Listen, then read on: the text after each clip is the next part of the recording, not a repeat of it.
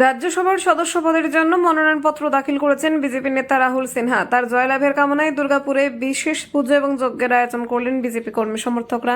শুক্রবার দুপুরে দুর্গাপুরের পিয়ালা কালী মন্দিরে এই পুজো এবং যজ্ঞের আয়োজন করা হয়, যেখানে উপস্থিত ছিলেন বিজেপির একাধিক নেতা কর্মী সমর্থকরা। যজ্ঞ এবং পুজোর মাধ্যমে রাহুল সিনহার জয়লাভের প্রার্থনা করেন তারা। এই প্রসঙ্গে বিজেপি নেতা কল্যাণ দুবে বলেন, রাহুল সিনহা একজন বর্ষিয়ান বিজেপি নেতা। তিনি কেন্দ্রীয় ও রাজ্যের একাধিক গুরুত্বপূর্ণ পদে দায়িত্ব সামলেছেন। রাজ্যসভার সদস্য পদের জন্য তিনি মনোনয়নপত্র দাখিল করেছেন। তিনি আরও বলেন, রাহুল সিনহা রাজ্যসভার সদস্য হিসেবে নির্বাচিত হলেও মানুষের স্বার্থে এবং রাজ্যের উন্নয়নে গুরুত্বপূর্ণ ভূমিকা পালন করবেন বলেই তাদের আশা। যদিও রাজনৈতিক মহলের মতে রাজ্যসভার এই নির্বাচনকে ঘিরে রাজ্যের রাজনৈতিক মহলে ইতিমধ্যেই শুরু হয়েছে জোর আলোচনা। নীলাঞ্জন একটু সরে যাও।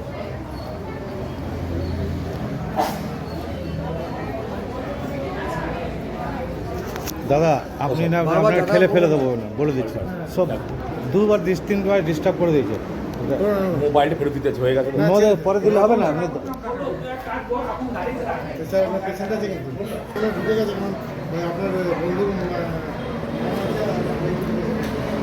যোগ্য হোম করলেন, পুজো দিলেন।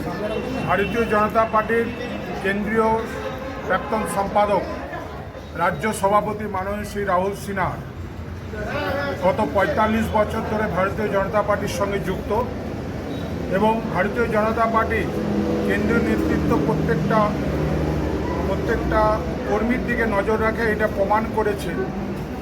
গতকাল ৫ তারিখ তিনি রাজ্যসভার সদস্যতা নমিনেশন ফাইল করেছেন এবং আমরা আশা করছি উনি পশ্চিমবঙ্গ থেকে আগামী দিন পশ্চিমবঙ্গের যে সমস্যা, সেই সমস্যা তিনি রাজ্যসভায় তুলবেন এবং সমস্যার সমাধান করার চেষ্টা করবেন।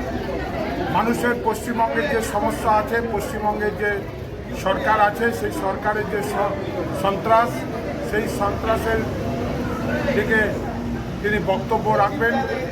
পশ্চিমবঙ্গে বহু সমস্যা তথা দুর্গাপুর তথা পশ্চিমবঙ্গের বিভিন্ন সমস্যা তিনি তুলে ধরবেন। আজকে আপনারা কালীবাড়িতে কি করলেন?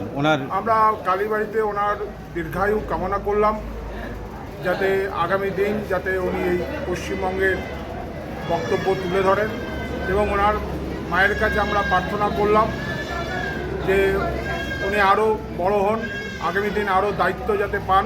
আমরা আশা করছি যে আগামী মন্ত্রিসভায় যাতে স্থান পায় পশ্চিমবঙ্গ থেকে, সেই আশা রাখছি আমরা। কি নাম আপনার? Kalyan Dubey, state council member, Jamuria বিধানসভা ইনচার্জ।